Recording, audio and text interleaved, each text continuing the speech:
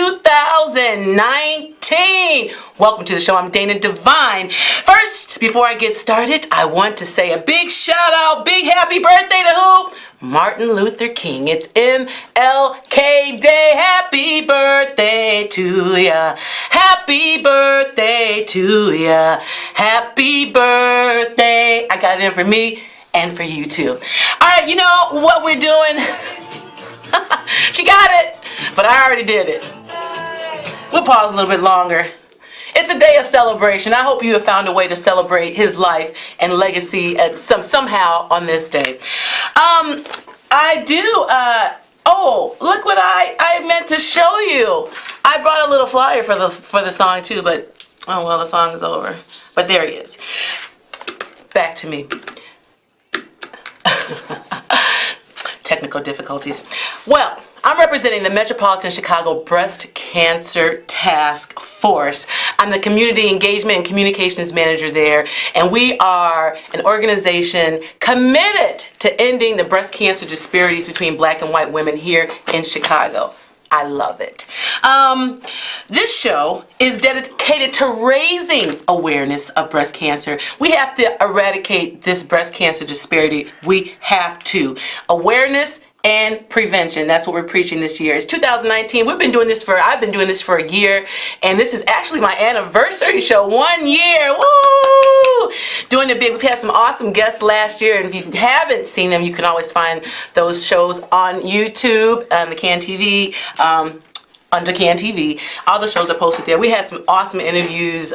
Zoraida Samboline, Alderman Pat Dow, Barbara Bates, Mary Mitchell. So, you know, check it out. When you have a chance, go back and watch those shows. Today, though, I just want to remind you, don't deny, verify. If you or anybody you know needs a mammogram, here's some good news for you right now. You can call us, the Metropolitan Chicago Breast Cancer Task Force, 312-942-3368, or visit chicagobreastcancer.org. We're waiting for you. We are waiting to help you get an appointment. If you're uninsured or underinsured, we got you. Call today. Tell your mothers, sisters, aunties, mammograms this year. You know what I say. We get your mammogram. Oh, I try to schedule all of those annual appointments in my birthday month. It's just a good rule of thumb. The pap smear, your annual mammogram, and your physical examination. And I just encourage you, maybe that's a good way to get it done, but don't let it come and go this year. We're proactive this year. We're tired of wearing pink. We're doing something about it. I have a phenomenal guest, and I would like to introduce her to you right now. She is a high school teacher. You already know that we probably share one thing for sure. She is a breast cancer survivor. She's amazing. She started the Hyde Park 5K. She's the founder of that big walk that does great things, and we're going to hear about that in a minute. But right now, and don't forget, this is call-in show, 312-738-1060 with any questions, because you might have some. I would like to introduce to you Mrs. Onistar Freelain. Woo! Hey, gorgeous. Thank you, Dana. Hi. Hi. Pleasure to be here. Your pleasure to have you. You look amazing. Oh, no. Cancer survivor? Amazing. Absolutely. Cancer survivor. Blessed. Incredible to be here. Yes. So I want you to tell these viewers, because we can sit here and talk about statistics and all of that, but they really want to hear your story. So I'm going to let you take it. You tell us about your journey. Wow. You can start wherever you want to start. Wow. So, first of all, as you mentioned, such a blessing to be here. The work that you're doing, let me just start off by saying how incredible it is. Yeah. Thank you. We work around the clock to get the word out about breast health and early detection. Yes. This is not a 9-to-5 job. Yeah. It doesn't stop. It does Right? not. We go to sleep with it. Our girlfriends call us when something's going on with their breasts, or Absolutely. they have friends who are going through something. That's right. So your situation or what you experienced when you were diagnosed, as did I, it almost never ends. Right. You Right? become the champion, the spokesperson. Yes. Almost. Yes, absolutely. You become that. And so we help to breathe life into situations when people are going through things. They don't know what to do. They don't know what to think because they've never been diagnosed before. Okay. So I'm in my 6-year survivorship. All right. Yay. Incredible. That's good news. Those you don't know, it's good. It's awesome news. Every year is amazing. Every year is incredible. Yeah. And that's why it's such a pleasure to be here. So 6 years in. I'm 6 years in. My anniversary date is in December. And you So- never forget that date. No, you don't. You will never forget You that don't date. forget what happened. So, So what happened? okay. So, 6 years ago, I was diagnosed with breast cancer.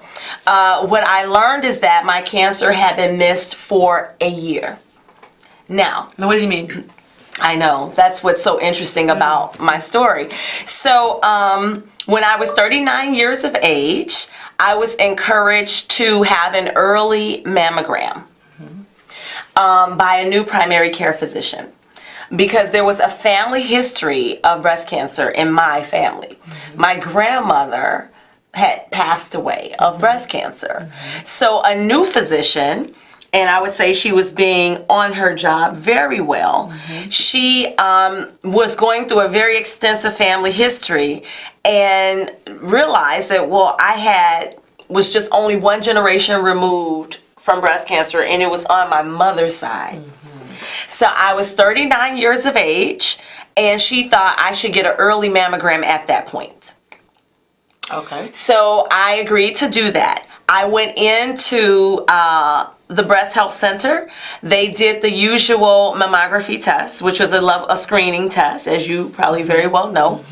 A few weeks later, I received a letter for follow-up. Right. So when I received that letter, it said that I should come back in for a diagnostic. There was something suspicious that was found in my breast. Suspicious findings. I know. That's what mine It just said. drives you insane. Same right? lingo, suspicious findings. Exactly.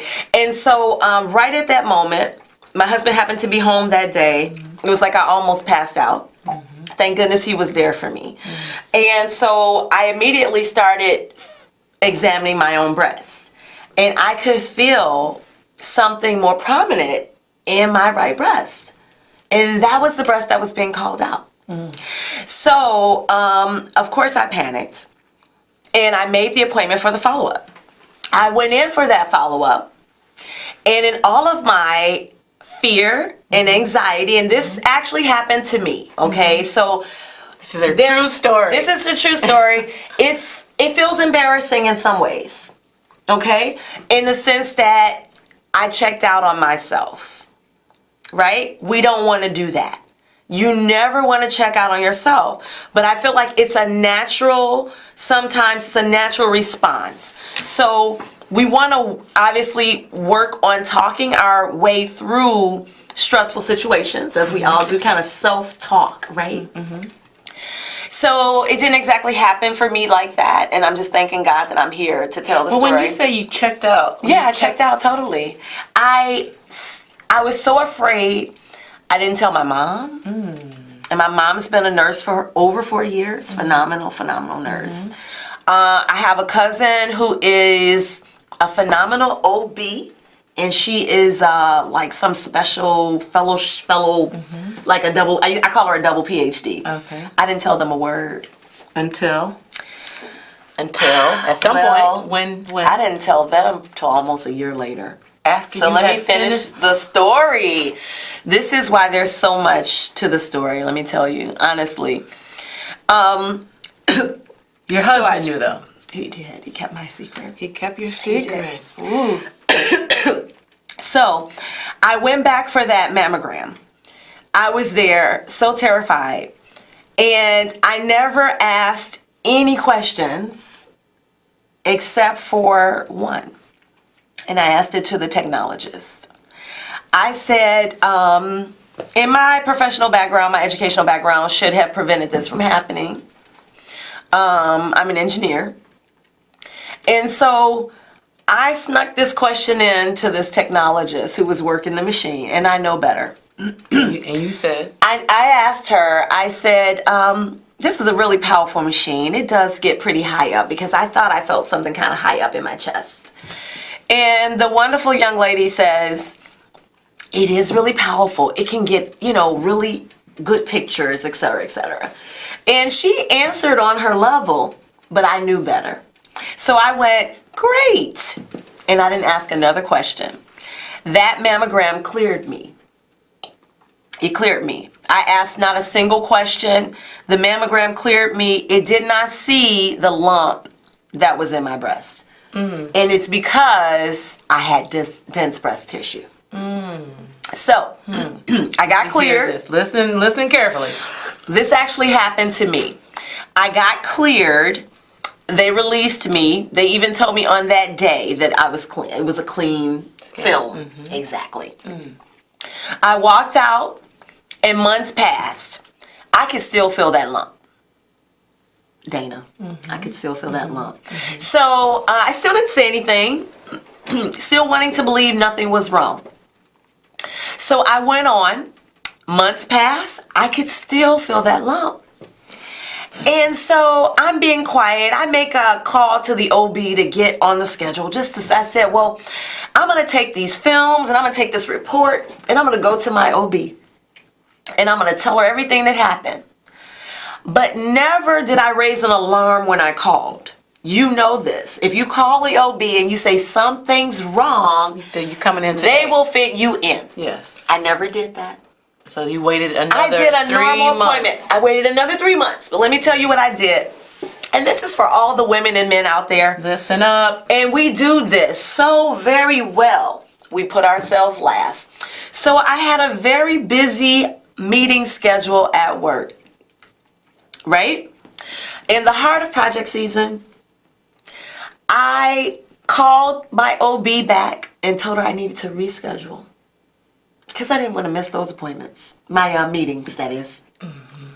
I know. So I'm it's like panicking now. This is 6 years ago. So- and I'm already getting tense. I'm telling the true story because it's important to share That's nice these to hear. little things that happen, how I checked out on myself. So somebody out there listening is not going to do the same thing.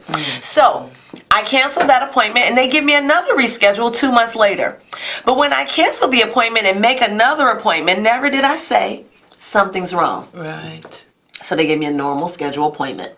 So now I go from November of one year to almost October of the next year. And this is where the perfect storm of errors start occurring. I go see my wonderful OB. I give her the films. I give her the report. And I tell her, they said they found something suspicious. They cleared me, but I could still feel a lump. So she does a physical exam of my breast. She goes, that's not normal. Keep an eye on it. And she walked out on me. I know. If it didn't actually happen, I never would believe this story. So about a month later, I'm talking to one of my best girlfriends on the phone. And she goes, well, I had something suspicious happen with my breasts, and I made sure they aspirated me before I left there. I refused to leave until they aspirated. So aspirate is nothing but a biopsy, one of those office, procedures. So I go, that's interesting. I had a near miss too. There was a lump in my breast, but they did 3 mammograms. And the doctor did a physical exam and they cleared me. And she goes, they cannot clear you from a mammogram.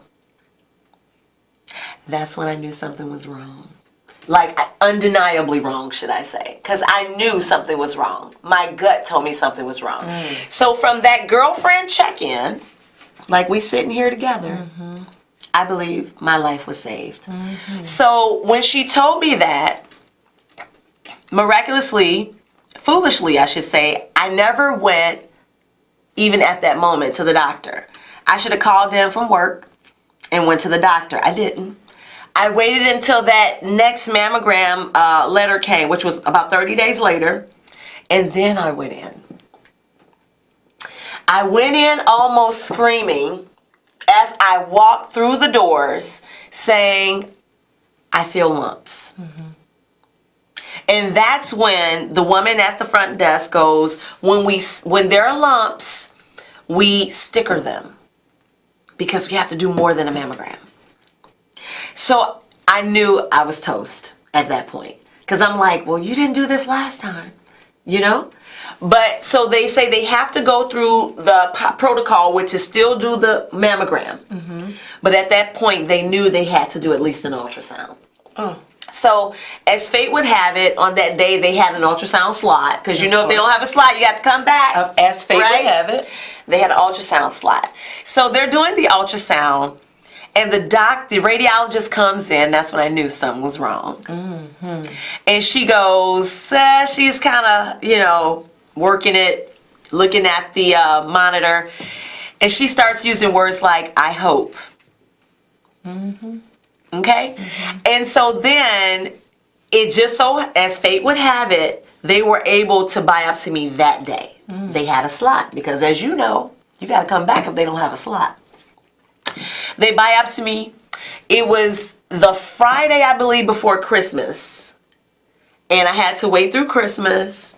And the day after Christmas, which was the 26th, which actually fell on a Monday, I believe, that year, is when at about 9:05, the radiologist called me and told me that it was malignant. The mass was malignant. And so, needless to say, that Christmas wasn't the funnest Christmas, huh? It was horrible. Trying. Oh my goodness! It was trying, and nobody knew at that point. I still hadn't even told my mom. My husband knew. I don't think my mom knew, and somehow I hid the biopsy, or maybe at that point they knew, but they patch you up a little bit because they have to biopsy. It was tough. It was tough, and yeah. Now, so for your treatment, what did you do? Radiation, chemotherapy? Okay, so for my treatment, they removed the mass, and I did chemotherapy. I believe it was 16 or 18 weeks, 16 something. rounds. Exactly. Right. I didn't have to have radiation because it had not escaped beyond, I think I had one node that was positive. Now, this is something else that happened that, again, fate and how blessed. The breast surgeon that removed my breast, she checked, the protocol is 5 nodes out. She checked like 6 or beyond, and it was found in like the 6th node. What? So had she only followed protocol, wow, exactly, it would not have been caught. Hey, How about you that? just don't have to tell me about that, that? when the higher power gets involved. That's right. Only by the grace of God, and I say that loudly and proudly. Only. Yes. I mean, I hear so many parts of your story that was my story. It's unbelievable. Just, how it rolls out. So, did you have a team approach to your treatment? I did. I say we because it's a family event. Am I right? Yeah. If you're blessed enough to have a loving family, it happens to a family. Yeah. Like this, I don't want to say devastation because I'm blessed, but it happens to a family. So yes, I had a team approach. I had a breast surgeon and her team. I had an awesome breast surgeon, Dr. Kruger, and her team. And I was very fortunate to have such awesome medical professionals at my side. And what you're saying is you're very fortunate and very blessed. But as you well know, there's so many women who don't have insurance, who I think sometimes when you don't have insurance, it's certainly easier to fall in the cracks. But for you, if you don't have insurance, here is the good news. The Metropolitan Chicago Breast Cancer Task Force will help you get a mammogram. No insurance, underinsured, uninsured, unsure. Please give us a call, 312-942-3368, chicagobreastcancer.org. We're waiting for you right now. I want to speak to this for a minute. Yes, please. Okay, Dana. All right. So what's so important? I really, truly believe that it was my girlfriend that helped to save my life. Okay? I had some unique circumstances. And it was my girlfriend, that conversation on the phone with a girlfriend that helped to wake me up. That Dana, opened your eyes. we need to be good girlfriends to each other. That's right. This is an awesome organization to make mammograms and treatment, if needed, available to women that are uninsured and underinsured. This is so critical. And the good news is we don't when you're not going to have a mammogram on a mammogram truck. I'm not saying there's a good or bad, but it is very important to be in a facility that has the best technology. Yes. Because like she said, her mammogram missed it. Yes. I don't even know where you were. No, but I wouldn't say. There, It's not about that. Yeah, but the other most, for me, her biggest message here, highly intelligent woman, that is not it. That's right. What the message is, don't deny, verify. That's right. I say that all the time. You said that so well. Don't deny, verify. That's right. And we deserve that. We deserve to know. And we have to help our girlfriends that may be too afraid to speak up for themselves. We have to help our girlfriends who maybe they just forgot. Yeah. Okay? Yeah. And if they don't have insurance, we need to be speaking up on their behalf, like to share with them this information that they can still get their breast checked. Right? Right. Proactive. That's right. And the point that I'm emphasizing, and this is one of our major missions, to help get the conversation started between girlfriends and families. Yes. We can help save one another. That's right. So as girlfriends that hear about Metropolitan Chicago Breast Cancer Task Force, we need to be taking this information to our friends. That's very correct. Because many times we don't listen to the radio stations. We don't listen to the news. We may have missed today's paper that laid out the statistics. But we will listen to our girlfriends. So as good girlfriends, we need to share information about programs that the Metropolitan Chicago Breast Cancer Task Force has. So write it down. If it's not for you, it could be for somebody else that you know and love. It's chicagobreastcancer.org, 312-942-3368. Yes. Onistar Freelain, I know somebody heard you.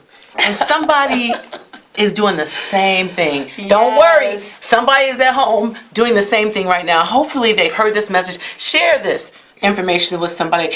I want to thank our CAN TV family. Thank you so much. My producer, Donna Lynn Schaefer, Grammy Award winner Maurice Joshua for the soundtrack, the Metropolitan Chicago Breast Cancer Task Force, and of course, you for watching. Now, until the third Tuesday of next month at 5 o'clock, be safe, be blessed, and Happy New Year.